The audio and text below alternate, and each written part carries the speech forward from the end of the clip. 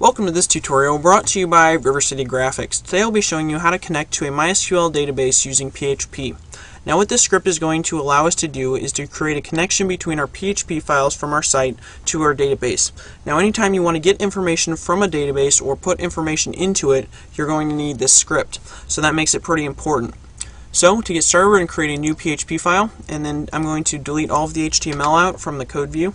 Then I'm going to go to File, Save As, and I'm just going to save it as MySQL Connect in our htdocs folder, which, if you've been paying attention to the last couple tutorials, is the folder for XAMPP, so that I can put this onto my local server.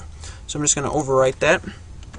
And then I'm just going to start out with the opening PHP and closing PHP tags, which is an opening bracket, a question mark, PHP, hit enter a couple times, another question mark, and then a closing tag.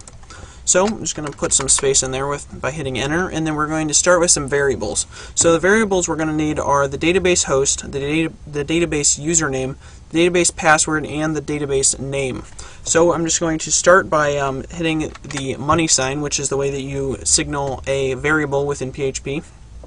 So we're going to say money sign db underscore host, and then space equals space, a couple of quotes, and then a semicolon.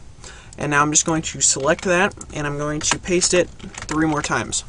And now for the second one, we're going to change the word host to username. And then the third one, we're going to change to pass. And then the last one, we're going to change to name. Alright, so now we need to actually put the corresponding things into the quotations.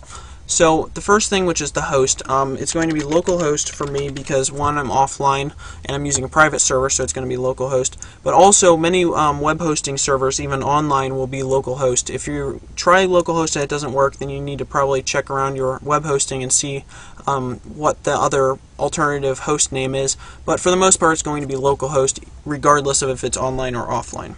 So for the username, if you've been following along, it's going to be root for XAMPP. That's the default super username. And then for pass, I set it up as test123.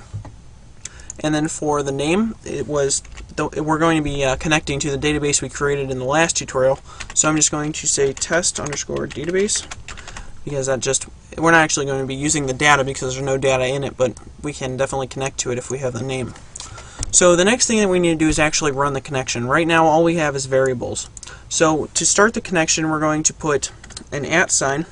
We're going to say MySQL underscore connect, then an open parenthesis, then we're going to put a couple of quotes, a comma, a couple of quotes, a comma, and then 2 more quotes, and then a closing parenthesis. Now inside of the first quotes, we're going to put the variable database host. So the host comes first. We're going to paste that in. Then the next thing that we need to connect is the username, and then we're going to paste that into the second number of quotes, or the second set of quotes.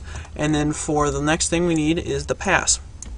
So this is basically how it looks if you were to set it up. You'd actually put these in there, but we set up variables because I think it's just easier to change these, and then it changes it everywhere else within the connection.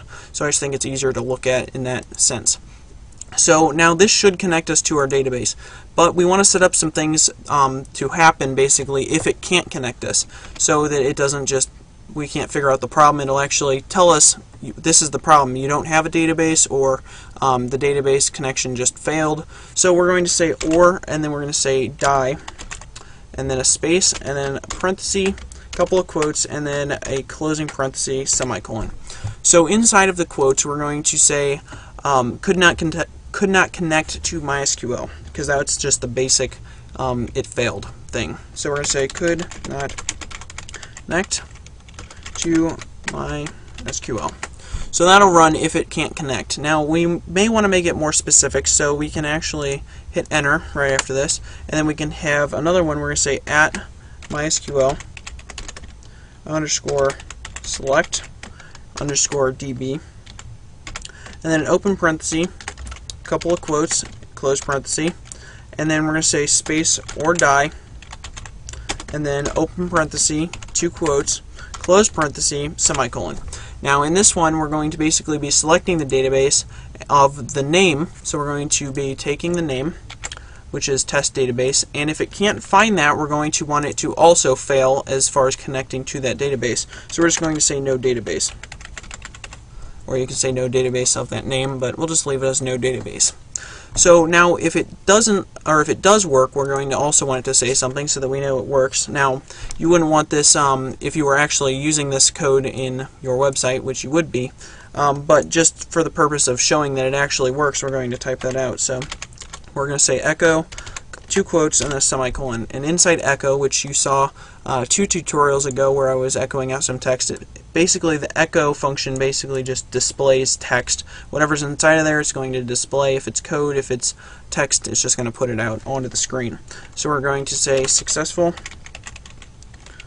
connection.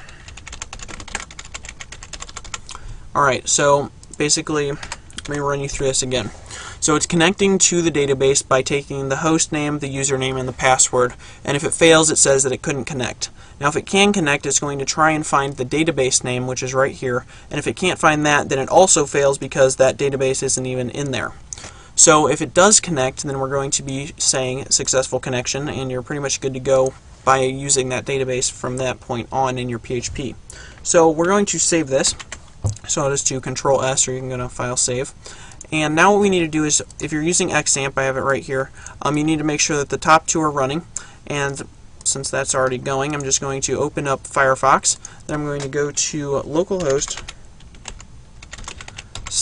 / and then we named it MySQL _connect.php. So I'll just hit enter, and it says successful connection. So that means that we have successfully connected to our database. So now what we're going to do is actually change it up, and we're going to make it fail on purpose, just so that we can test that it wasn't just a fluke that this ran.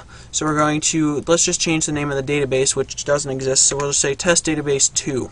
We'll save that, go back to Firefox, then we'll refresh it. And then it says no database because it couldn't find the database in PHP MyAdmin because it doesn't exist. So that part of the function is actually working correctly. So we'll just fix that, and then we'll say something up here, let's say localhost 2 instead, and which is going to cause this to fail, and it should say could not connect to MySQL. So we're going to go to Firefox again, refresh, and could not connect to MySQL. So now we know that that part's working correctly. So that means that our whole script is working right, and we can take this echo out, and basically you just put this at the top of your document in PHP for your website, wherever you wanted to run things from MySQL. And basically you just use an include file, which is 1 line of code, and it would allow you to take and include this MySQL connect into your file, which would allow you to access your database with just 1 line of code, and you wouldn't have to type out all this stuff every time. That's why we created it in a separate file, so you can just include it in whatever you're doing, and it will allow you to connect whenever you want. So we'll be showing those includes later on when we're working with other PHP files, but I just wanted to show you this because it's a really important step to have this file on your computer so that you can just link to it, change this up whenever you need to connect to whatever database you need. So I hope you guys learned something about PHP, MySQL, and using databases. Don't forget to subscribe, rate, and comment, and I'll see you in the next video. Thanks for watching.